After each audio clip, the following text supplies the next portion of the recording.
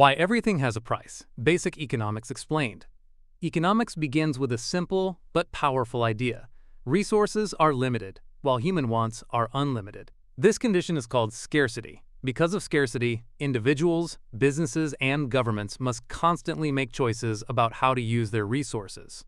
Whether it is time, money, labor, or materials, there is never enough to satisfy every possible need and desire. This is why economics exists, to study how decisions are made under conditions of limitation. Whenever a choice is made, something else is given up.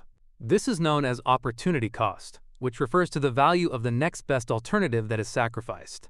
For example, if a person chooses to spend money on dining out instead of saving it, the opportunity cost is the potential savings or other uses of that money. Opportunity cost is not always about money. It can also involve time, effort, or other resources. Understanding this concept helps explain why people and organizations prioritize certain decisions over others. Another fundamental concept in economics is demand, which represents how much of a good or service consumers are willing and able to buy at various price levels. Generally, there is an inverse relationship between price and quantity demanded. As prices decrease, demand increases, and as prices increase, demand decreases. This behavior is influenced by factors such as income, preferences, and the availability of substitutes. Demand reflects the behavior and choices of consumers in the market.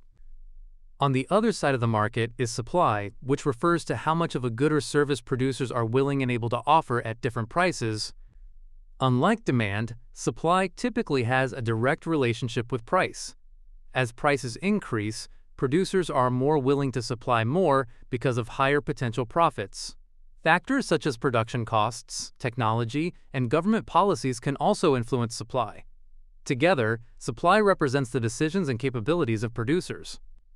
The interaction between supply and demand leads to market equilibrium, which is the point where the quantity demanded equals the quantity supplied.